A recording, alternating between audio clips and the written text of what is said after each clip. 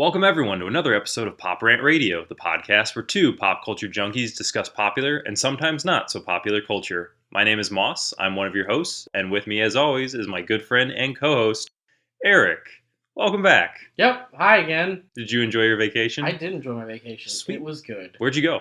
I went to New Orleans. New Orleans. And then Florida. Nice. Because why not? Did you see any boats with crazy witch ladies and their twin alligators? I did. It was terrifying. Did you get saved by two mice? Yes. They couldn't talk, though. They kept squeaking. I think one of them got eaten. And you found a giant diamond inside of a skull. And there was an albatross. Ooh. But he was in the sequel. Well, welcome back. I'm glad to have you back. Yeah, it's good to be back. Yes. In nice, damp Wisconsin. I like this. It's like our Simpsons Springfield. It'll change every time. I think I've said Wisconsin now. Oh, that's okay. We'll just keep going with Wisconsin. Yeah. I like it. So, for those of you not familiar, DC is rebooting its comic book series again. Yes. With DC Rebirth. It's been what, 4 years? Yeah, it's been 4 or 5. It's been I think it's been 6 or something. It hasn't been that long because it was my first year at Edwardsville, Wyoming. And I remember picking up several first issues of 52. Okay. Yeah, so roughly 5 years ago, DC Comics rebooted their universe with the New 52. Right. Which was them which was starting immediately over. Turned down to the New 35 because they canceled all of the series. Yeah, they started over at issue 1 with all of their comics, and that lasted for about 5 years, and now they're rebooting everything again. Right. With DC Rebirth. So in honor of that segue, DC Rebirth sucks. We're going to talk about Batman Beyond because Batman Beyond is awesome. Okay, we should talk about the DC Rebirth. No. I'm sitting here fuck the Joker story. Well, right, because it's simpler if you have 3 Jokers. Right, and then we were talking about this earlier, the new Red Robin design is just the Robin suit with a second R drawn in front of the first R. Classic. So that's our feelings on that. But we're going to talk about Batman Beyond. A much better series. Because Batman Beyond was great. So for those of you not familiar, or not born in the 90s, we're going to take a step back. So in the 90s, there was a Batman animated series. Classic. Yes, which was awesome. It was really, for those of us who grew up in the 90s, the Batman animated series was kind of the definitive Batman for that period of time. It was right after Batman 89 with Michael Keaton and Batman Returns. It was kind of right in that era. Right, because it continued throughout even the Schumacher years. Because cleverly enough, there's the episode that actually makes fun of Joel Schumacher. Yes. It's these kids walking through an alleyway and they're kind of giving their experiences of seeing Batman and what they think of Batman and who he is. And one of the kids, while standing in front of a store that says Shoemaker, pulls out a scarf and goes, "I like to imagine Batman as a dancer, and he's colorful and wow." And nipples. Yeah. And the kids are like, "Nah, Joel, you're an idiot." Right. So it's clearly making fun of Joel Schumacher. Great. So understanding this kind of is important leading into Batman Beyond, because Batman Beyond, followed in the wake of the animated series. Right. So all of the people that watched the animated series over the several years it was on, and that kind of shaped their perceptions of what Batman was and kind of laid the groundwork. And then a few years down the line, the producers of the show, the biggest one being Bruce Timm, they were kind of commissioned by Warner Brothers, who was producing the cartoon. Warner Brothers was basically saying, we need to have a lighter tone Batman, a more kid-friendly version of Batman. Right. Because the ratings for the series were apparently, they were really good with kind of older teens and even young adults. Right. But it was kind of losing a little bit with kids. So they told, Bruce Timm and his crew, we want to get kind of a kid version of Batman. Yeah, the Bruce Timm Paul Dini combo. Yeah, exactly. And so what they came up with was, well, let's make Batman a teenager. So they based it in the future. Right. Set roughly 40 years into the future of the Batman animated series. Right, the very tail end of it. Yeah, and the idea was to make a teenager the new Batman, and kids would identify a little more with that version. And I to be honest, it's weird thinking about it like this too, because the way I saw it as a kid is when you were really young, when you were 5 or 6, you watched Superman. Yeah. because Superman was very straightforward. It was, here's the bad guy, Superman's a super guy, he's gonna go fight him, end the story, roll the credits. And then like Batman was when you were like 10, 12, when you were a little older, you watched Batman. So I kind of felt like that was their approach. But I think they saw maybe how successful like Spider-Man was doing, because there's a very clear Peter Parker parallel with Terry McGinnis, minus the like not saying Terry's not smart, right? But the main character from Batman Beyond is not a super genius like Peter Parker is, but he does have some of the Peter Parker elements. That's a good point. Yeah, it's kind of a takeoff of Spider-Man a little bit, where they've made the hero a teenager, but it also really parallels, Bruce Wayne and like his origin story. So, funnily enough, Warner Brothers wanted a show that was a little more kid-friendly, a little more lighthearted, and what they got was something not that. Yeah, Batman Beyond, I really ended up being a much darker show than the original animated series, and definitely to its benefit. I think you and I would agree. Oh yeah, because it covers a lot of like really deep subjects that even the Batman the Animated Series didn't touch. Right. It touches on a lot of emotional themes that are really great, and it touches on a lot of like teenage angst, which sounds, really stupid, but it really, I was like 12, 13 while this show was on, and I remember really identifying with the character of Terry McGinnis and getting a lot of enjoyment of the show that way. Right. So Batman Begins. Nope. The movie. Batman Beyond starts out with an older Bruce Wayne, probably in his like maybe 50, like 50s early 60s, 50s, early 50s. His hair is graying. He's got wrinkles. Yes, and he's still patrolling as Batman. He's still moonlighting as Batman, but now he has kind of this powered suit. Yeah, gives him a lot of different abilities, allows him to fly around. It has like these power wings and these kind of like rocket powered boots that are built into it, right, along with a bunch of other things. Although I will say, one of the things that rewatching it kind of made me appreciate it was they didn't make the suit too overpowered. Right. He's still just a guy fighting people. It's just now he's just a guy a little bit better. Yeah, it like augments his abilities, but it doesn't make him like this like robot. He's not Iron Man. Yeah, he's not around like repulsive blasters. Yeah, that's a good way to describe it. He is not Iron Man. That's not what the suit does for him. It just has like it's even more stealth based still. It is, because it has the ability to like go invisible. It's got the cloaking mode. It's got those awesome gloves. Yes, which we'll get into in just a few minutes. So Bruce Wayne as Batman, he goes out at night. He's trying to save this woman who's been kidnapped, and he beats up the thugs. But as he's fighting, it basically suffers like a heart attack, or a really minor heart attack. He kind of like his vision starts to get blurry. Yes. His heart starts to kind of beat more erratically. Gets hunched over, and one of the thugs picks up a crowbar and hits him with it, and the thug kind of going at him, and Batman, in a moment of desperation, picks up one of the guns that had been dropped earlier, right, and points it at the criminal, and the criminal's like, "Whoa, hey man," and runs off. And there's this great moment where you can see in Bruce's face, he takes off his mask and he's like, "What have I done?" Yeah, and he has like complete disgust in his face. Because he had to pick up a gun, which obviously, after the murder of his parents, he despises guns. He refuses to use them. I realize that we're talking about Batman now and not Batfleck. In the original comics and the actual character of Batman, right, he doesn't like guns. he does not carry like a rifle. Guns. He doesn't just straight murder people. There's no guns on his Batmobile. Right. And the original animated series, did a very good job of establishing that Batman does not use guns. Right. And so this moment, again, there's a lot of moments in the show where you can watch it without viewing the original animated series. Yeah. But if you've seen the original animated series, there's these moments that really resonate with you. Yeah. And this is the first of many, where Bruce is pointing this gun, and you can tell he's disappointed in himself because he had to resort to, even though he didn't shoot anyone, he didn't fire it, he had to use the fear of a gun in order to save his life. Rely on it. Yes. So that happens. Bruce quits being Batman. Flash forward 20 years, we are introduced to Terrence McGinnis. Yep. Who is a 17-year-old high school student. And it's kind of hard to believe that Terry is 17 in this. He's more like 19, 20, Yeah, 21. he feels like a college kid. Yeah, but he's in high school, so whatever. It's like Peter Parker syndrome. Yeah, He's it's 30-year-old Tobey Maguire walking around high school. So Terrence McGinnis, or Terry as everyone calls him, he's kind of like your typical brash high school student. He's clearly athletic.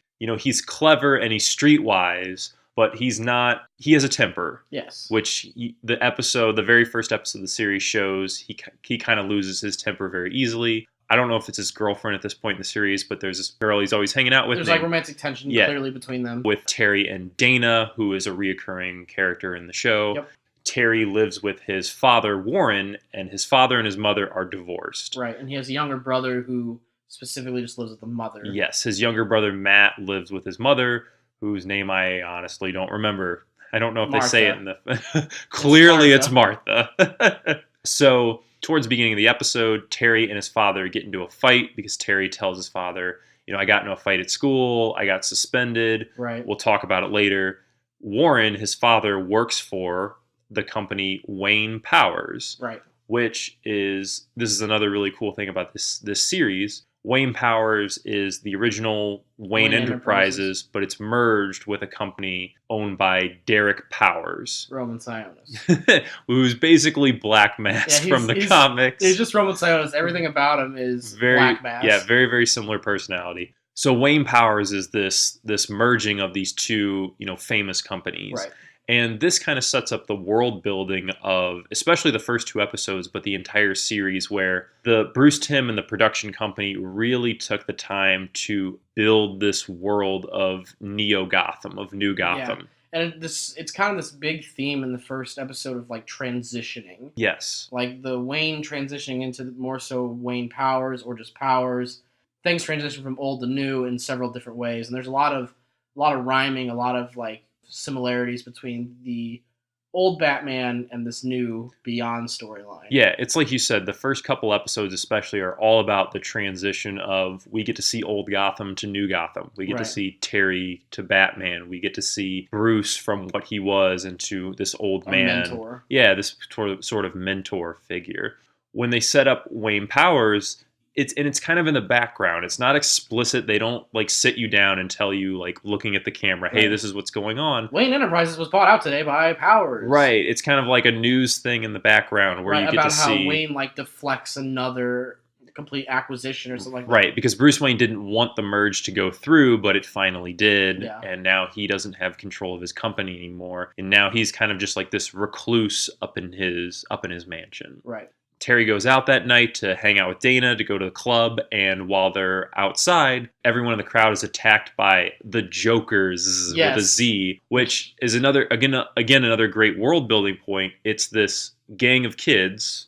Yeah, it's essentially, I said while we were watching it, it's one of my favorite aspects of the show, because it kind of foreshadowed our real world, 10, 20 years ago, is that they're, after like Heath Ledger's performance and Mark Hamill's performance, there's been a lot of people out there that really idolize the Joker and like dress up as him and are like, Joker's better than the Batman and Joker's cool and Harley Quinn is awesome. They dress up like him. And I feel like Batman Beyond foreshadowed this with the Jokers. Right. The Joker's gang is all these, kids and teenagers who did idolize the Joker. And it's because it's like Jared Leto's Joker, we haven't seen it yet, so I don't want to speak too negatively of it. But his appearance makes me think of him more as a Joker's instead of a Joker. So the Jokers are essentially just this punk group of kids that idolize the clown prince of crime, the Joker. Right. And the best thing about it is they just suck. They're terrible. Like, they're terrible. They easily get their asses handed to them.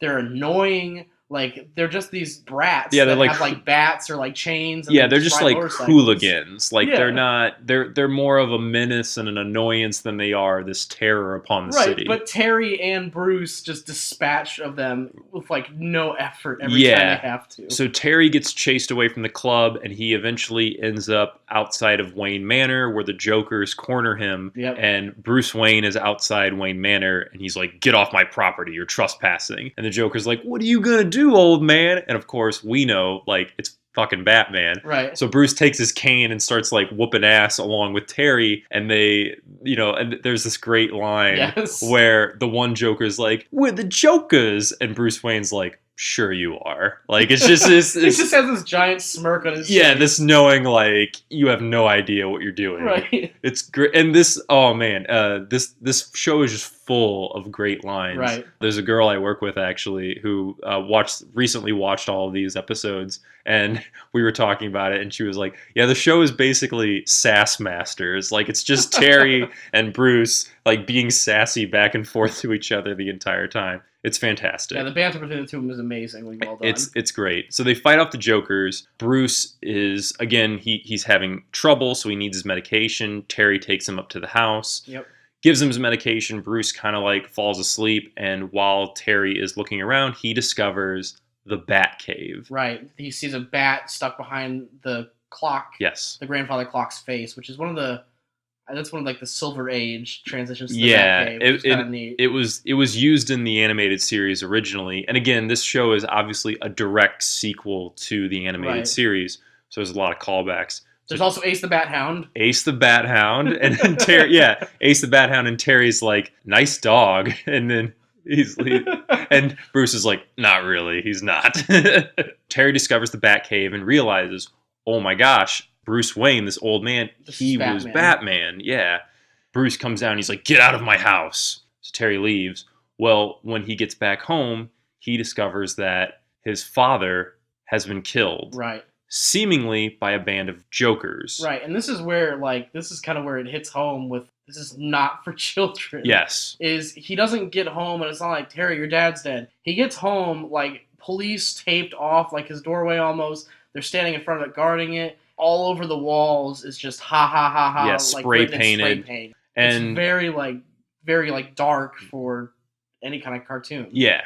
And again, that's another reoccurring theme. They don't show people die in the show. Obviously, it's a cartoon for kids. No, but they sure as hell make it. Yeah, known. The implications are there for sure. And so earlier in that episode, Terry's father, Warren, works for Wayne Powers, and he discovers that Wayne Powers is up to no good, where they're doing experimentation on this like chemical weapon. It's like a nerve gas. Yeah, and the presumption is that he is killed by someone in Wayne Powers, but they stage it to look like it's a Joker attack. Right. And another great thing that the show does is it spends the entire first episode with Terry fighting off the Jokers, and Terry encounters one of the Jokers in like a tram car and easily dispatches him. Yeah. It sets up the idea that like you said, these Jokers, like they suck. They don't know what they're doing. Like they're kind of inept. And then so when you get the scene where Terry's father has been killed and it's supposedly by the Jokers, the show has given the audience evidence that, hey, the Jokers don't go around murdering people. Right. Like that's not their MO. Killers.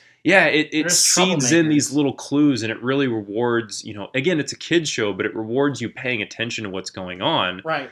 And even Terry, the character, is like, there's no way this was the Jokers. This wouldn't be the Jokers. This isn't like the Jokers. Right. And he's like, why would he open the door to the Jokers? Dad wouldn't have opened the door, and like, how did they know, how did they follow me back to the house, like when they ran off? Yeah. I like it because it assumes a level of intelligence and a level of involvement from the viewer that a lot of cartoons just don't do nowadays. Right. And especially cartoons for kids. The nice thing is, like, in that dialogue scene is it's him kind of having like a breakdown moment with his mom, and that could be just taken as him babbling, just trying to pull things out of nothing. But if you're paying attention, you're picking it up that he's picking these up too, like I am. Right. So it kind of validates what you're doing. He doesn't stop there and sit and go, "Dad wouldn't open the door to the Jokers." Yes. It wasn't them. Like, it doesn't smack you in the face with it. Right. If you're paying attention, you're going to pick it up. So Terry is upset because the last words that he spoke to his father were in anger. Right. He moves in with his mother and his younger brother, and as he's moving in his stuff, a picture that's framed of Terry and his father drops, and it breaks, and behind it he finds the data disk that has the information about the nerve gas. Right, the ever-growing data disk. Yeah, it's the animation on the data disk is not great. It changes sizes pretty rapidly. It's like a PSP UMD at first, and in the end it's a full-size compact disc. So he takes the disc to Bruce Wayne, they do some research, and they figure out what's going on. And then Bruce is like, well, I tell you what, you take this disc and you bring it to Commissioner Barbara Gordon. Right, which is an awesome yes, little twist. If you don't know, Barbara Gordon was Batgirl in the animated series Also and in the comics. The daughter of Jim Gordon. Yes, and in this continuity, she was the daughter of Jim Gordon, who was the original police commissioner. Yes. So and we don't see the commissioner in this episode, but we don't see her for a while. We don't, but the series sets up the idea that, okay, now Barbara Gordon, after her father passed away and she grew up, she became the commissioner of police. Right. Again, the first couple episodes, they plant a lot of seeds of things that are coming down the line. Yeah. And the animated series did that too with, they set up Harvey Dent way before he became Two-Face, and just Bruce Timm and his crew were really good at writing these episodes and just planting these little seeds that were going to pay off down the line in the series. Yeah. It's fantastic. It's really, really good. Yeah, because it even opens up a lot of really good relationship issues between Barbara and Bruce, because she's gone down this straight and narrow and she's committed to this straight and narrow path. Right. And when she kind of finds out later on that there's a new Batman, she immediately knows, it's you're doing it. She knows what's going on, but she doesn't tell anybody. And there's parts where she kind of comes to the realization that I guess we do need a Batman, because there are things that he can do that the police force can't do. The thing I love is she finds out it's Terry McGinnis immediately. Immediately, yeah. She deduces and she's like, yeah, it's definitely you. And she sits it down like a diner and he's like, hey, Commish. And she's like, I know you're Batman. We need to talk. Right. And she warns him. She's like, you need to get out now while you can, kid, because I've seen too many people hurt and too many people go through all this pain because of wanting to have a good time and wanting to be a hero. Right. And it's very, very well done. So we got way off topic. Yeah, it's all good. So Terry ends up stealing the bat suit, right, to go and investigate the Wayne Powers building, and they discover that all of this nerve gas is being shipped out that night. Right, to a foreign country that's going to deal with some kind of international terror issue. And yeah, they set that up in the background too, because Derek Powers, the CEO of Wayne Powers, who is clearly a bad guy. Yes. He's got the greased back white hair. Yes. He talks like a douchebag. He reminds me a lot of Roman Sionis. Yeah, but he reminds me a lot of Willem Dafoe. He kind of has the same cadence to his voice. So and the same same kind of sneer. Yeah. He does he's a Norman Osborn. Yeah, he's got that kind of vibe. At first, Bruce Wayne is not on board with Terry taking the suit, and he actually shuts down the suit with a kill switch button that he has access to. And again, this is another great line where the guards are beating up Batman as, the suit's shut down, and the one guy pulls out a gun and Terry's over the intercom, he's like, Wayne, they're gonna kill me. And again, it's just kind of this dark moment. It's not, they're going to hurt me, or I don't know what's going to go, or hey, come on. Yeah, come on, man. A full cut the crap. Yeah. They're going to kill me. Yeah, he's just he's got a gun pointed to his head. Yes. He's another cartoon that does that now. They're going to kill me. And then Bruce activates the suit again so Terry can save himself. Mm-hmm. And Bruce is like, all right, you have to bring back the suit. And Terry says, look, the guy who killed my father is getting on that next room. He's in the next room. He's getting on that ship, and he's going to transport those biological weapons. This is my one chance to nail him. And Bruce is like, you'll find the entrance in the next. He just he doesn't agree. Right. He doesn't say okay. He's just he understands. Okay, you have to do. There's not even a sigh. There's not even a break. It's just he stops and he goes, "It's in the next room." Yep. Bro. And then the music kicks up, and Terry's eyes narrow, and it's so awesome. Yeah. You and I, we were recapping, we were watching some of these episodes, and there were so many times where I turned to you and I was like, this is so cool. This show's great. It was I was 12 again, and I was like, this is awesome. So of course, Terry rolls in, he stops the shipment from happening, but during the scuffle, Derek Powers shoots one of the canisters of the gas that Terry throws at him even. Yes, and then it gets all over him.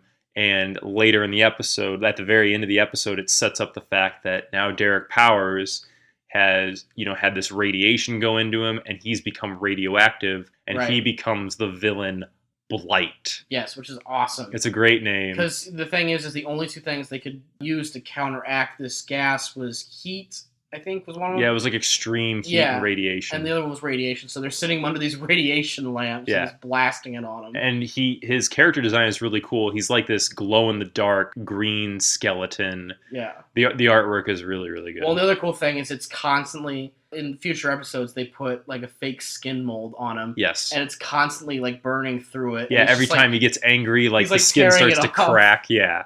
It's like super gross. It's a cool character design. It really is. And then, so at the very end of the episode, Terry brings the bat suit back, and he goes home, and he wakes up the next morning in his house, and his mom comes in and is like, hey, come on out here. Bruce Wayne's here to see you. Right. And Bruce Wayne explains, oh, yeah, if it wasn't for your son, those hooligans, your son saved my life. Yeah. That's where it gets like the best moment of the whole. Yes, it's this glorious setup. It's so great because Bruce is like, I want to offer you a job, Terry. I want you to be my gopher. You know, go for this, go for that. He's like, I warn you, I can be a tough taskmaster. Yeah. And Terry's like, okay, I'll do it. And Bruce stands up and he extends his hand and he goes, all right, Mr. McGinnis, welcome to my world. And like the music swells and it builds. And it plays an altered version of the theme, like the Batman animated series theme. It's this super awesome, like nostalgia fan service moment of Batman is saying to Terry, welcome to my world. Right. It's so great. It's him passing on, not getting a Robin, but it's him passing on the entire mantle of Batman to a new person. It's so perfect. And it's this huge issue for him. It's so, so great. So that's the first 2 episodes. It's a 2-parter, and it kind of sets the tone of everything that will happen. Right. So now we're going to go through everything we loved about it. Yeah, the next half hour is just Eric and I saying, like, remember this part when? Or this is awesome. So I want to start with the theme song. Yes. Like the theme, the opening credits. Just all the music to it. Yeah, so the music in the show is amazing. Right. And like, there's a couple times where it kind of... Like, if you remember, like, Dragon Ball Z, specifically during, like, the Frieza saga. Nope. But keep going. There was a lot of that solo guitar that would just kind of go on. There's some of that in this. Yeah, there's some of, like, it's a guitar. Right, and it's kind of goofy and it kind of dates it. But then there's, like, these techno tracks. Yes. That are, like, played in, like, the club scenes. Because the art style in this is very much like a... Like you said, like a Neo Tokyo. Yeah. It reminds me, obviously, like not... Like Akira or... Ghost in the Shell. Ghost in the Shell is actually what it reminds me of. And obviously not quite to the same animation standards, but just the feeling that it invokes. Right. You know? I said Samurai Jack. Yeah. The world that he gets teleported to in the future is very similar to this. Or, and I can't believe I want to reference this as a positive remark... Attack of the Clones Coruscant. Yes. Like how Coruscant, especially when they get down to the bottom level and it's all these like nightclubs and like the music's pounding and there's neon lights all over the place. Yeah, it's very like that. It invokes like Blade Runner. Yeah. Like it's this clear like Japanese influence. It's this future, but it clearly has like a new Tokyo vibe. Right.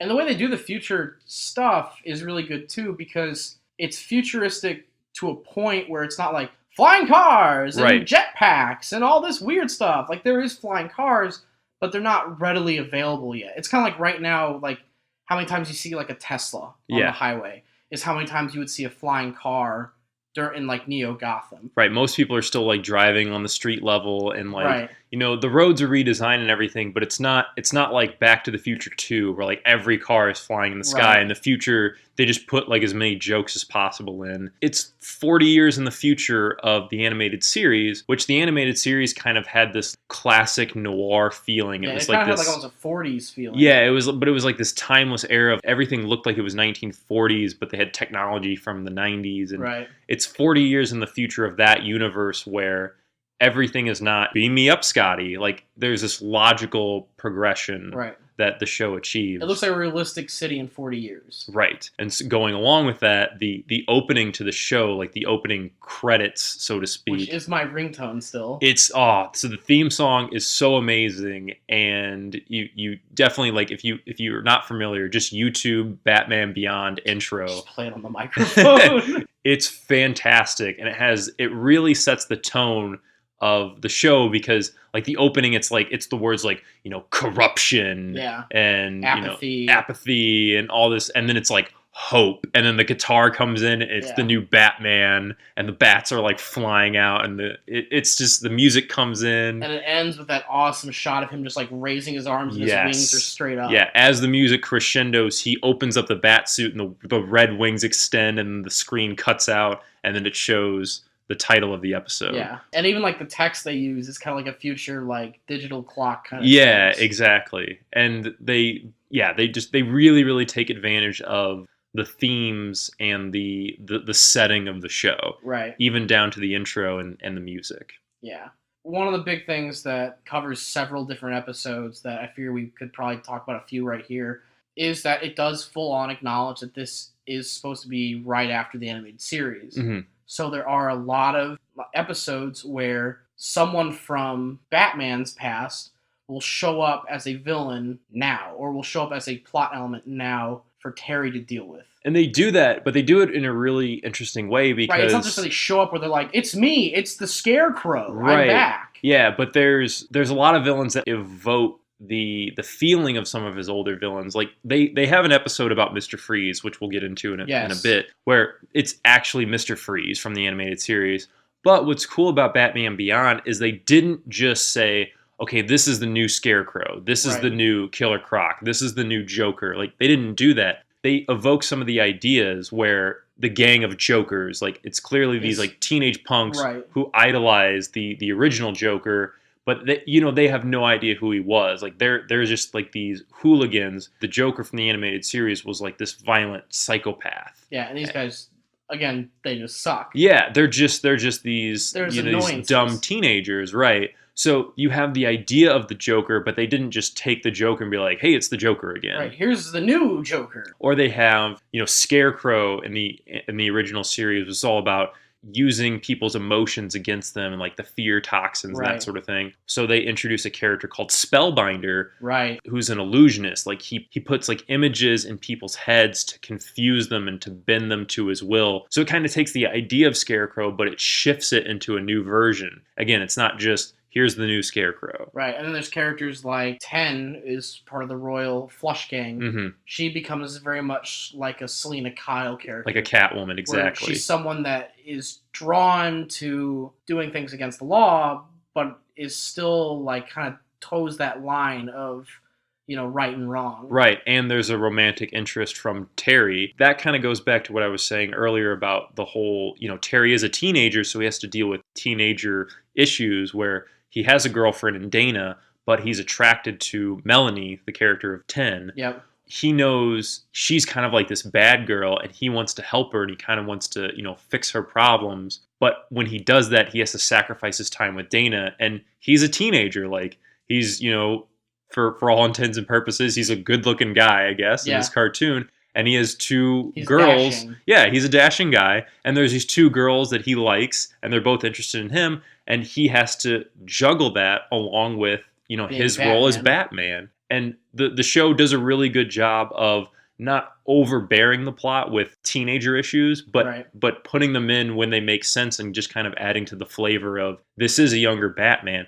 This is a more brash Batman. He's not, he doesn't have all the training that Bruce Wayne had. He doesn't have the years of experience. He doesn't have the superhuman intellect, but what he does have, he has street smarts, and he has, a temper, and he has an attitude. He's almost a little more similar to Spider-Man because he shit talks his villains a lot, as opposed to like the stoicism of the original Batman. Right, and I mean, Batman did it here and there, but most times, like, Batman didn't say anything. He just kind of came in and fought. And even more so, like Spider-Man, of the whole Mary Jane and, Aunt May, he has to hide himself from them. But one thing that Terry doesn't do that is annoying with Spider-Man is Terry doesn't have 20 episodes dedicated to himself going, I can't do this. I have to give up being Spider-Man. There's not 5 movies of Terry McGinnis saying, I can't be Spider-Man anymore. Yeah, and that's a really interesting thing is because Terry wants to be Batman. Right. Almost even more so than he should, kind of going back to Commissioner Barbara Gordon. She tells him, she's warning him that you're going to get pulled in. Right, you don't want to do this. Like, you want to get out while you can. And Terry, again, being a teenager and kind of part of his is the thrills. Like, he wants to avenge his father. He wants to do good. But at the same time, he wants the thrill of being Batman. Right. And now to kind of, not too much, but kind of look at the overall world of that, it makes sense for Barbara de Mornay, because if we go from the show standard, it's different, but if we go from the comic standard, Batman has watched 3 Robins pass. Correct. 3 Robins have fallen in battle, right? And this could be Barbara saying, hey, don't become his 4th. He's going to lead you down a path where you could very easily die. Right. And it goes into that too, and there's one episode where they touch on that, where even Bruce touches on that, where he says, so there's an episode where the bat suit ends up being invaded by an AI. Right. And the suit is taken over by this AI, and Terry is out of the suit. And the theme of the episode is, Terry is like, I wonder to myself, is Batman just the suit, or is it the man inside the suit? Bruce gives him the original Batman utility belt, and gives him the mask from Nightwing, the original Robin, grown up. And Bruce says, like, I'd offer you one of my costumes, but they're all riddled with bullet holes and cuts and scrapes. You understand. And Terry's like, I know what you're trying to do. You're trying to talk me out of going and fighting, but this is something that I have to do. And at the end of the episode, as Bruce, obviously Terry wins, Bruce is repairing the suit. Terry's like, oh, I could use some time off. And Bruce goes, Terry, it's just the suit that's out of commission, not Batman. And Right. it's this great moment. Well, and Terry, like, smiles. Like, it's not like aw, man. Like, he smiles like he's like, Bruce. See, I knew we're on the same page here. Yes, and throughout the series, you really get the idea that Bruce comes to accept the fact that Terry is Batman, Right. and he needs Terry because Gotham City needs Batman. Yeah. An episode I really like, which is really early on in the first series, called Heroes, is an episode that mocks, but apparently also celebrates Marvel Comics, of course, DC's largest rival, by picking on one of their worst comic series, the Fantastic Four. Terry ends up witnessing I think it's like a robbery being stopped by this group. Yes. Called the Terrific Trio. Not the Fantastic Four. Not the Fantastic Four. No relation. No. It's a good word and a number. Nothing to do with them. Totally different. Even their powers are kind of similar, but no, they're different. So the Terrific Trio are these 3 heroes. There's a 4th member who doesn't have powers, and you kind of find out that he's Doctor Doom, essentially. But you have I think his name's like Magma, who's like a giant. He's essentially the Thing mixed with the Human Torch. He's like a giant rock lava monster. You have basically Mr. Fantastic. Right. You have he's called 2D Man. Yeah. Like, it stretches his body. And then I think Invisible Woman's called Freon. Something like that. Something like that. And she has ice powers. Ice powers, but she can also like phase through things. Yes. So it's really funny because it's making fun of the Fantastic Four, which is of course very easy to do. Which is weird enough. This is the second time DC has made fun of the Fantastic Four. There's a Superman comic where they do it as well. I'm sure it's happened multiple times. It's amazing. But yeah, so these 3 heroes, Terry kind of gets a little territorial because Bruce is, telling him to be territorial about Gotham is your city. You need to like stop them. Bruce, as always, is very suspicious of there's got to be something else going on here. Right. We can't, like, you need to keep an eye on them. And Terry's like, what? They're just doing good. Turns out they're not doing good. So they end up being not villains, but they end up doing a couple like questionable things, and Terry's got to find them. But the main thing that I love about this episode so much is just the blatant like mockery of the Fantastic Four and just how lame these heroes are. Like 2D Man is in like this stupid like purple onesie with like a weird like almost looks like a lightning bolt on his chest, and it looks ridiculous. It's pretty good. There's a villain that they introduced in the series called Shriek, who is a guy. He has like this suit where he can produce like sound waves, and he's all about like microwaves and sound and that sort of thing. Kind of looks like that little robot from Phantom Menace, where if you punch it in the nose and it shrinks up. A little bit. His helmet kind of looks like that. I really like this episode because it introduces this villain, and again, kind of going back to the world building, Derek Powers wants to tear down the section of the city of Crime Alley, which is where, of course, Bruce Wayne's parents were murdered years and years and years ago. So Derek Powers wants to tear that place down because he wants the real estate for it. Wayne, of course, is opposing this because he wants to preserve the history of the city. And so Derek Powers hires a character who ends up becoming the villain, Shriek.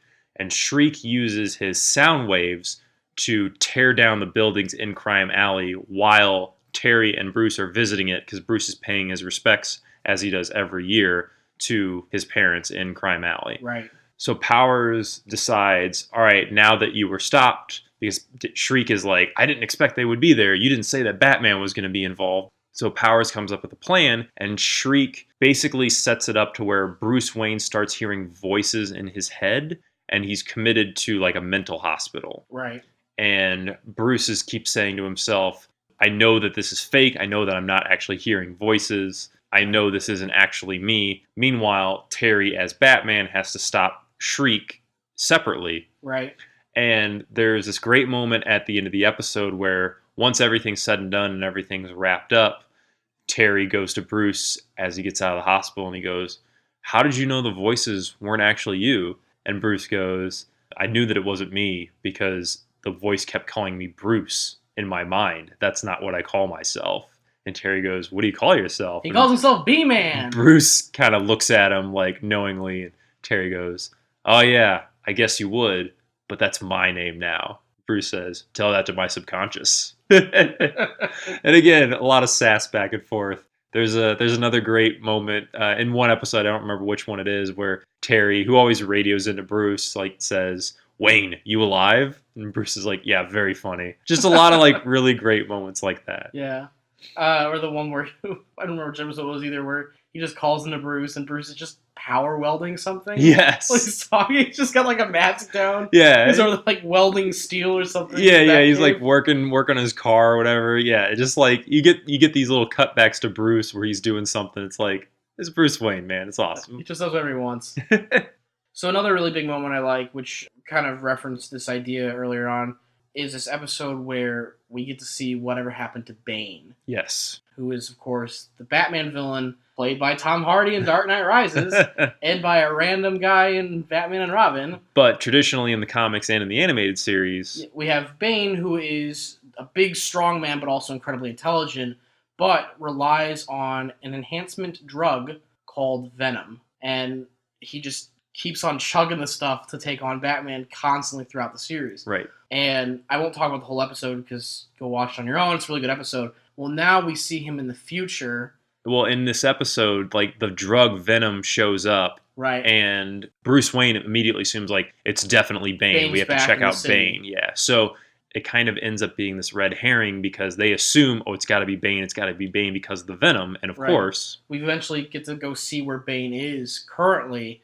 And Terry kind of just opens up the room and we see the chair facing away from him. And he kind of walks around and here's this crippled, completely thin vegetable of a man sitting in this armchair looking like he's been dead for years almost. Right. Being kept alive by, I think he's even being kept alive by Venom. Yeah, just like a little bit of Venom because he as we find out, developed an addiction to it, and the Venom, it was basically a steroid. Like it destroyed his body. It's robbing his body of everything that it needs. And now he's this kind of husk of an old man, and it turns out that the guy behind it all was the doctor. Butler. Yeah. The butler did it. It was I think it's like the orderly or the person who's been administering him the drug. But it's just it's this really kind of it's weird because it's almost like a Debbie Downer kind of thing. Cause it is. Here's Bane, like this big tough guy in Batman, and then it's like, yeah, but guys, he's pretty much on heroin. Yeah. Like it's killing him, and it's like now we get to see this real side of it, that this thing that he was taking, he develops an addiction to, and it's killing him very slowly. Yes. But in a horrible, horrible way. And again, it's a poignant moment because it reintroduces the idea that yes, all the other characters, the villains and that sort of thing, they got older just like Bruce did. Right. And again, goes back to the idea that they didn't just make a new version of all of the classic Rogues Gallery. There's not a new Bane in this episode. Right. But they use your knowledge of the Batman universe and the Batman characters to kind of weave these stories and mislead you. And it ends up making a lot of these episodes just fantastic. Right. Similarly, there is an episode where Bruce Wayne is kind of dealing with the fact that he's older. He tries to save this woman from like a car accident, and he ends up falling down, dropping his cane, and he realizes, I'm just this old man and I'm not what I used to be. And who shows up but Talia al Ghul? Who's that? The daughter of Ra's al Ghul. You mean Ra's al Ghul? And I'll go ahead and let you take this part. This is a great moment that you love, love and it. I also love. So we have Talia, Terry, and Bruce in the Batcave, and Talia starts to almost kind of explain to Terry like what the League of Assassins is, stuff like that. And Terry kind of stops her and goes, no, I studied all about you guys. I know about you and the head of the demon and, Ra's al Ghul and, I'm all informed. And Talia just goes, I'm very surprised and impressed, Terrence. However, father's name was pronounced Ra's al Ghul, not Ra's al Ghul. Right. There you go, Christopher Nolan. You got it wrong. It's a big sticking point for Eric and I where, yes, the character's name is Ra's al Ghul because, well, you're listening to this podcast, we're huge nerds and we're huge Batman nerds. And say it right. His name is Ra's, not Raz. Right. Gur. Anyway, whatever. But I love it. So Talia shows up and is like, hey, Bruce, you should come with me because I still have access to the Lazarus Pit, which the Lazarus Pit is this idea in the DC comic book universe and in the movies and the shows but especially in the animated series, where Ra's al Ghul used to use the Lazarus Pits and they rejuvenated his body. They basically kept him young. It was kind of like, it's a similar idea to the Fountain of Youth. Bruce, just dealing with the fact that he's realizing he's an old man and his body doesn't do what he wants it to anymore, he accepts the offer to go with Talia, who herself is also still very, very young and beautiful, just like she was in the animated series. Like she's Terry's age. Yeah, and Terry is kind of like, man, I don't know about this. Like, I wouldn't trust her. And Bruce is like, I know, but I want to do this. Because he wants to get back into the cowl. Yeah, he wants to take up the mantle again. He wants to be his former self. So he does go into the Lazarus Pit, and now he's back to like his, mid-40s. And, of course, everything goes to hell because it turns out Talia is actually Ra's.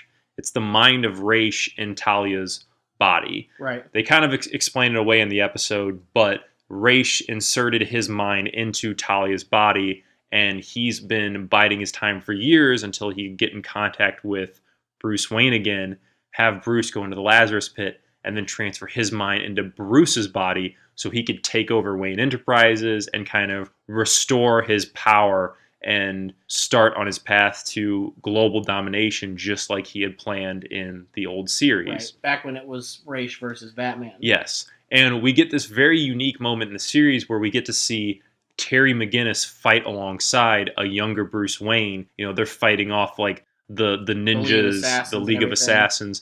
And it's this great moment where you've been watching this Batman Beyond series, and this episode is in the 3rd season, I believe. So, you're at this point, you're 40 episodes in, and you've spent a lot of time with these two characters, and then you get to see them fight side by side, and it's a great moment. So, a villain that I kind of enjoy, but I admittedly don't think he fits too well in the Batman universe, as well as I think he's been portrayed very poorly several times. In general. Is Mr. Freeze, except in the Arkham games. He's fantastic in the Arkham games. Right. So Mr. Freeze, of course, would be dead at this point in the Batman Beyond universe, but we find out through Powers, again, like I mentioned earlier, Powers' skin is constantly melting off, so they're going to contact a professional who is going to know how to help, and we find out that it is just the head of Victor Freeze being kept alive in like this cryostasis. Right, like almost like a fish tank cryostasis kind of deal. And so the doctor says to Powers, like, hey, we're going to test this procedure on Freeze first, see if we can create a body for him, and then we can use that to hopefully restore your body as well. Right.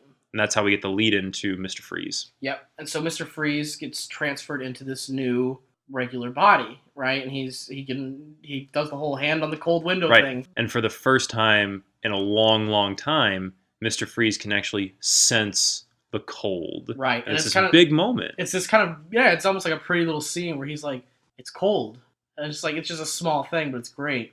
But the real beauty of the whole episode is just the way that the city, as well as Batman, is reacting to this criminal coming back. Right. And again, just a real quick plot synopsis for Mr. Freeze. Mr. Freeze was a criminal just so that he could get money and funds to finish research to save the life of his wife. His wife has a dangerous disease that doesn't have a cure yet, so he puts her in cryostasis so that she can not die until he finds the cure, unfreeze her cure. That's the only reason why he's a villain. He's not psychotic, he's not bloodthirsty. Fuck the New 52 description of it. It's stupid. We're not getting into that here. Like, it's horrible. Don't believe that. Go watch Heart of Ice. That's how it happens. Mr. Freeze, now as a regular human being, no longer has Nora Freeze, his wife, to worry about. He's kind of starting this new life. However, the people of Gotham are not okay with it because he was a criminal. Right. There are people that feel that he's truly reformed, like Terry. Right. And then there are people who feel that no, he's deep down he's still a criminal, including Bruce. Especially older people, including a man that tries to kill him, who is old enough to remember him as Mr. Freeze. Yes. As a criminal. And he even says that like Mr. Freeze did something to him, or Mr. Freeze attacked someone that was close to him. Yeah, attacked his family, I think. Right. So we have this big moral conflict, and Terry, of course, stops the man, and they put handcuffs on him. Mr. Freeze even just takes the handcuffs off him and goes, "No, he's suffered enough. Yeah, Like, let him go. I've paid for my crimes." Yeah. It's glorious. But I think that the episode really shines in like the last like 10, 15 minutes of it, which we get Mr. Freeze kind of finds out Powers' plan and kind of finds out who Powers is, and he's like, "I'm not okay with this. I like, especially not with how I'm being used as a guinea pig." So he decides that he's going to detonate Powers Wayne, like one of their big main buildings.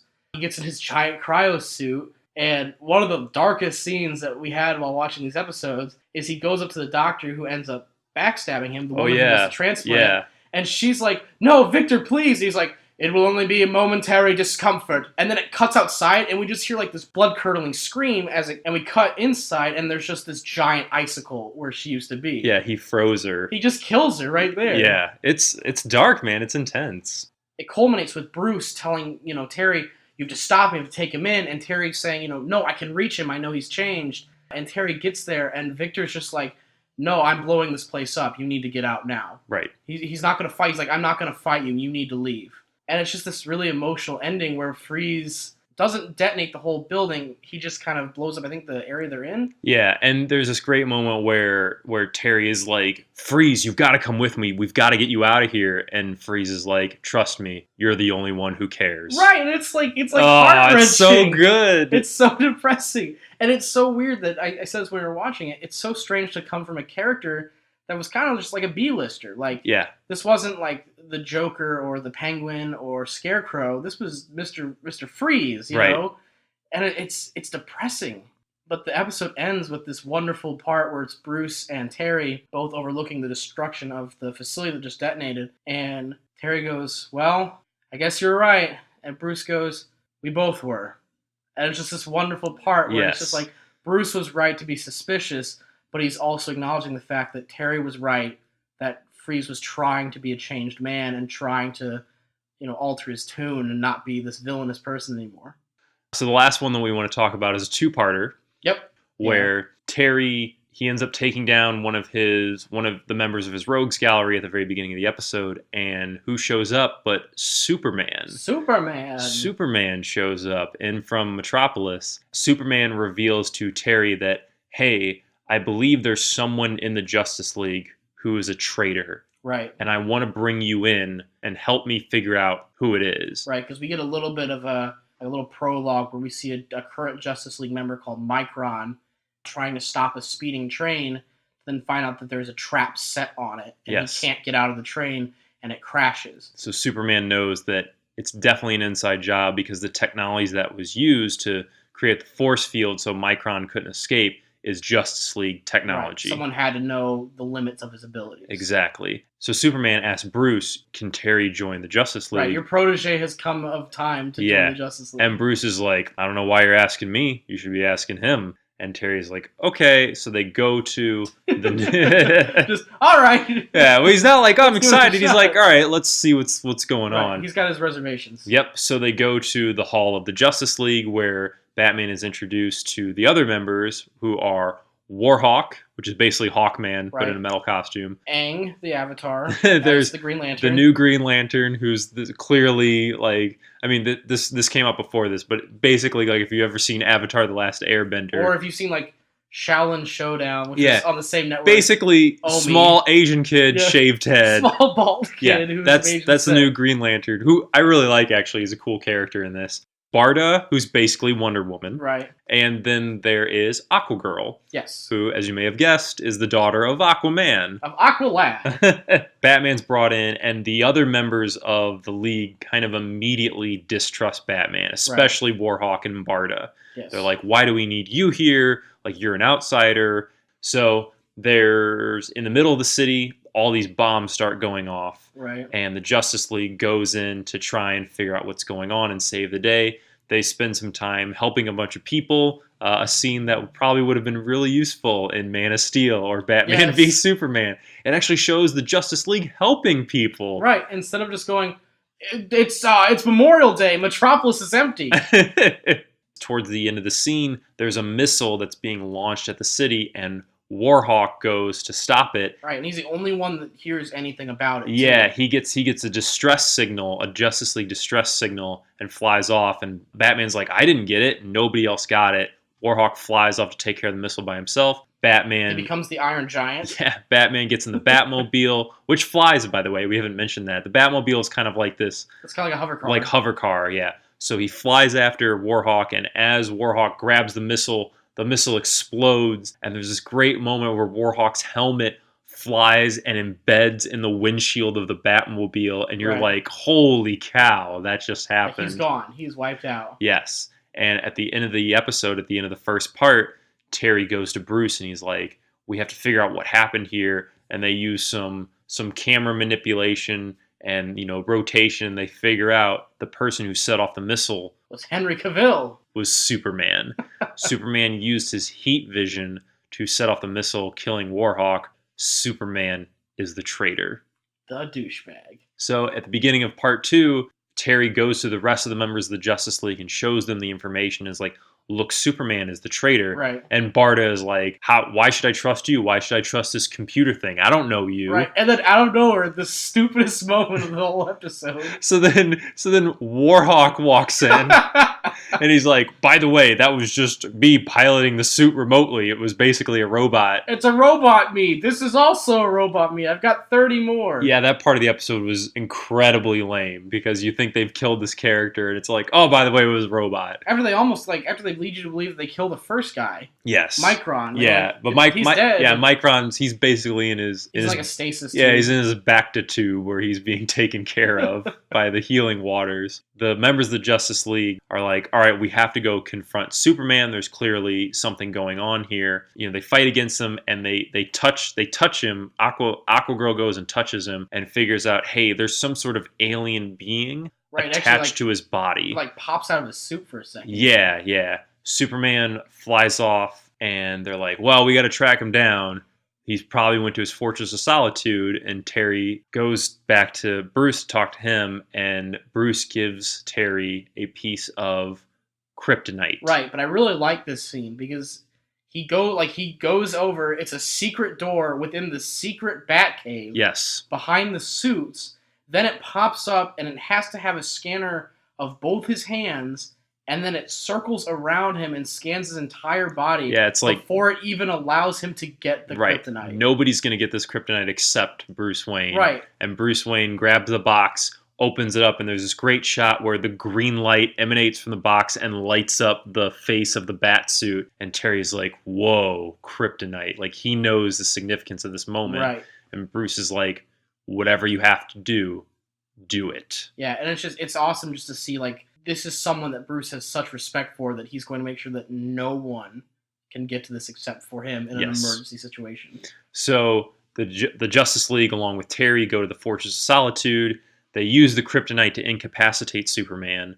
Aquagirl places her hand on the creature, who we find out is called Starro. Yeah, I don't think they actually say it. I don't think they actually name him in the episode. Yeah, but it's Starro. Yeah, it's basically like a giant starfish that's attached itself to Superman's body, and we learn that it is a creature from another planet that was kidnapped by another character called the Collector, and it's a not played by Benicio del Toro. Yes. Yeah, if only if it was different Collector. Right, this one's MODOK. But this is actually referencing an episode of the Superman animated series, which aired alongside the Batman animated series, where Superman had fought against the Collector, who had collected all of these different animals from all these different planets. And since Superman couldn't return them all to their planets, he kept them in a zoo in the Fortress of Solitude. Right.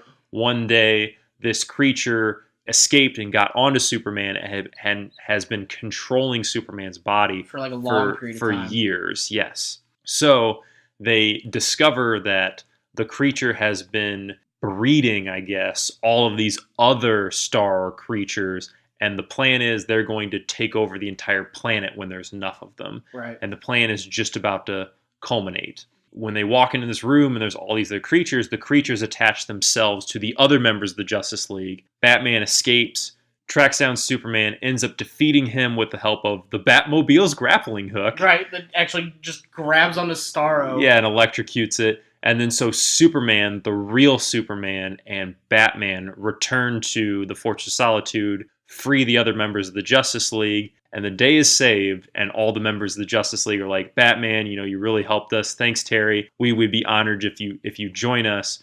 The previous Batman, he wasn't much of a team player, and Terry says, well, I guess he and I have something in common, and he decides not to join the Justice League. Right, and Superman ends the episode with, more than you know, son. More than you know. Which we won't talk about.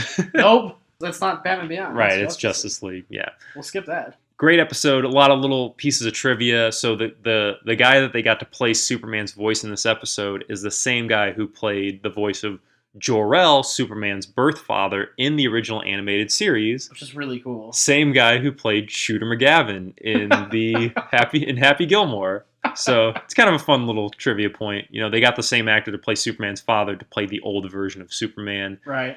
Superman's costume is it's black and white, and it's like the black and silver kind of. Yeah, it's very futuristic, and he has the gray in his temples, and they do a really good job. Fantastic. Yeah, they do a really good job of portraying him. And the new members of the Justice League, again, they're just takeoffs of other members, but I really like the new Green Lantern. He's kind of this very introspective, wise child, essentially. He's kind of it. The other ones just kind of suck. Yeah, they're okay. We kept joking that every time that something happened to Warhawk, we wanted Warhawk to walk in the room and be like, by the way, that was just another robot. That would have been fantastic. It's an army of 10 Warhawks coming to the room to save the one real one. And there's tons of episodes that we could talk about for a really long time in the show. And there's definitely some crappy episodes here and there, but overall, there's the Gorilla Grodd one. Oh, man. Where it's not really Gorilla Grodd. Yeah, Terry has to work with a gorilla. It's rough. But there's a lot of really great episodes, and if you've never seen the series, if you've never checked it out, highly recommend that you do so. It came out in this time period where, the animated shows, there was so much passion and love and care being put into producing these TV shows, and especially this Batman animated series, the Superman animated series, and Batman Beyond, and the Justice League series after that. Right. All really, really fantastic series of television shows. And again, if you haven't checked it out, you owe it to yourself to check out Batman Beyond. It's 3 seasons. I think it's maybe 50 some odd episodes, and I think it's exactly 53. You were really close. It's totally worth your time. It's an awesome show, and clearly we really enjoyed it. Yeah, and I mean it doesn't date itself that bad either. Yeah, it holds up pretty well. It really, really does. I mean, like I said, there's a couple moments where the music's a little cheesy, but that's 2 or 3 times out of the 53 episodes. Yeah. Otherwise, music's amazing, animation's amazing. If you enjoy Batman, you'll enjoy this. Yeah. It keeps a lot of the aesthetics of the series. It holds very true to the thematic of Batman. Yeah. And it does a really, really good job of saying this is just a future Batman with a different identity as Batman. Yeah. And there's a couple of cool things that we forgot to touch on, like Shui. Yeah, so the producers of the show developed a lexicon for all of the teenagers to use in the show. So instead of saying cool, they say shui, and instead of saying bad or shit, they say slag. Right. They kind of develop kind these. Of like the Frank Miller Dark Knight Returns. They kind of do that with the mutants. Yeah, same idea.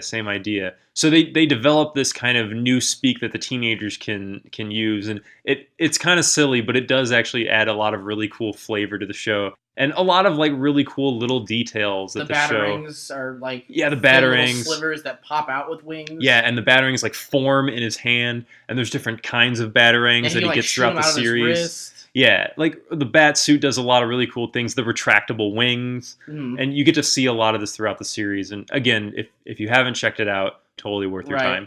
So that was our episode on Batman Beyond, which we were going to do from day one. Yeah, we knew this is something that we wanted to do. Yeah, this is just a show that we both really, really enjoy, and we're both very, very passionate about. If if you couldn't tell already. Yes. So hopefully you enjoyed our discussion of it.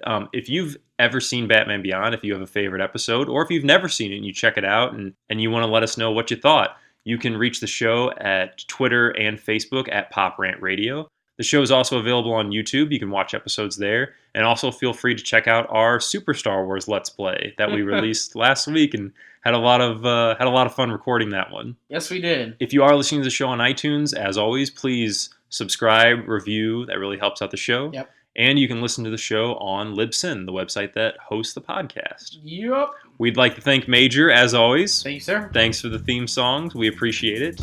And other than that, that's the show for this week. Go watch Batman Beyond. Go watch Batman Beyond. And don't worry, we are aware of the movie and of the crossovers. Maybe someday we'll talk about that stuff. Yeah. No problems. So thanks again for listening, and we'll see you next week. All right, guys. Thanks. Bye.